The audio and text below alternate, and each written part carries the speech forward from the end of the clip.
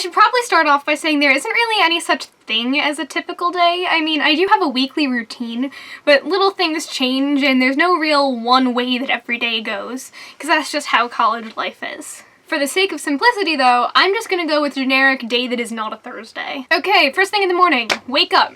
I set my alarm for 7 a.m. or if I'm feeling really tired the night before, 6:51 so that I can hit the 9-minute snooze button. Usually I do that, and then I hit it again and again and again, and then wake up at like 7:20 or 7:30. Oh yeah, I need to be out the door by about 7:50. So then I get up, I usually sit up at around 7:20, and then go on my phone. You know, there are things that you have to check first thing in the morning. Gotta check email, Tumblr, Instagram, Facebook 3 or 4 times before I realize, oh, it's like 7:40, gotta get up. And then I wind up doing everything actually productive in the last 15 minutes before I have to leave. I leave at around 7:55 to get to the train station, which is about a 7 to 10 minute walk, which usually leaves around 8:04. Then comes the part of the day when I use most of my phone data. Usually in this around half-hour trip from my house's train station to downtown, I go on Tumblr, Google stuff because I'm bored and don't want to take my textbook out. Sometimes though, when I'm really pressed for time like today, I sit and I read my textbook instead. I should probably be doing that more often considering I'm like a chapter behind for my comparative politics class, and I have a test tomorrow. Well, when I post this, it will be I had a test yesterday. Hi, future late night video editing Ilana is here to report that I took the test today, and I don't know how well I did, but I think I did pretty well. I got through it 20 minutes early, which is kind of worrying, but I think I did okay, especially because throughout the entire test I had the entire soundtrack of Hamilton running through my head, which normally wouldn't be good, but since it was a politics class and the questions were about revolutions, it was actually pretty helpful. So then I get off of the train around 8:35 to 8:40. And then rush from the train up 2 flights in the building, and then out the door, and then around the corner to try to get to the bus before it leaves.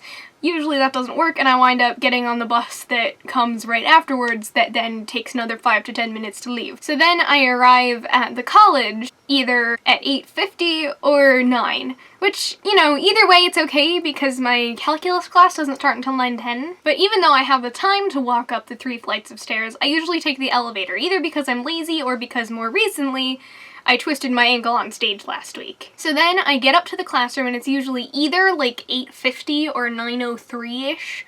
And then since the class doesn't start until 9:10, I just sit and do my thing. Usually that's either on my computer, doing some homework, more Tumblr, but often the wait is anywhere from 10 to 20 minutes for the professor. Usually I wind up coming out of that class wishing I had just skipped it. Usually I have my notebook on top of the worksheet that we're doing that day, on top of my folder, with my phone in my lap. Because I don't even really need to be paying attention for this because usually I've already filled out the entire worksheet weeks in advance. So I just doodle or write or do other homework or go on Tumblr again for the 50-minute class period. No real reason to pay attention. I know that's stupid. I do pay attention. I keep an ear out. I watch the board every so often, just making sure that I don't miss anything that I didn't already know. Well, this has only happened once. She miraculously mentioned L'Hôpital's rule, which, as I understand it now, is basically just another way of saying this thing is a thing. So then the class ends. She used to let us out like 10 minutes early, but lately she's been going a few minutes overtime.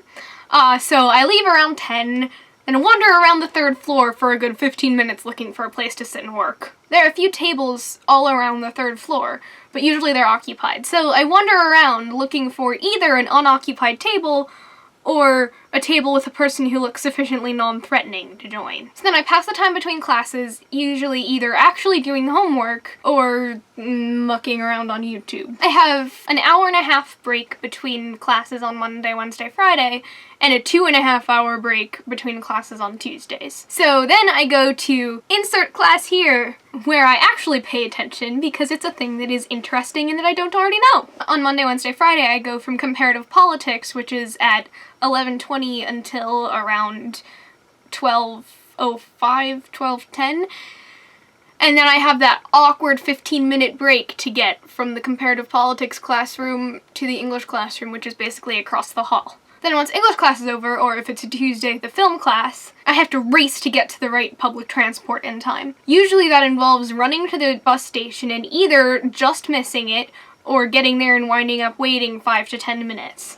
when I literally see the bus pulling out, I give up and walk. I wind up either arriving way too many minutes in advance or just as the train's about to pull out. Occasionally I arrive just as the train is pulling out, and then I sit and pout and angrily text my friends about it. Usually lunch is in there somewhere, either in the 25-minute gap I have between arriving at the train station and getting on the train in the food court, or once I get home after having rushed. Often that could be at like 2:30 or 3 p.m, so I have like a really late lunch. But usually it's just a matter of getting to the high school or home in time. Home, there isn't really an in time, but that's only on Monday and Wednesdays. If it's a Tuesday, Thursday, or Friday, I have to get to school in time for choir or one of the clubs. But usually I get there in time even if I miss the train that I'm supposed to be on. Then I go home and realize, oh, I have a lot of time on my hands, unless it's a rehearsal week. Like last week was tech week, then I was like, oh shoot, how do I get all of my stuff done in time? But most weeks, like this week, I get home, get all angsty about when I'm gonna get all my work done, and then have plenty of time to do my work. So, you know, I get home and then I drag through as much work as humanly possible. And then there's also always a lot of internet procrastination involved. Then comes dinner that is usually with the family and at either an early hour or a late hour. We don't often do dinner right in the middle like most American families do.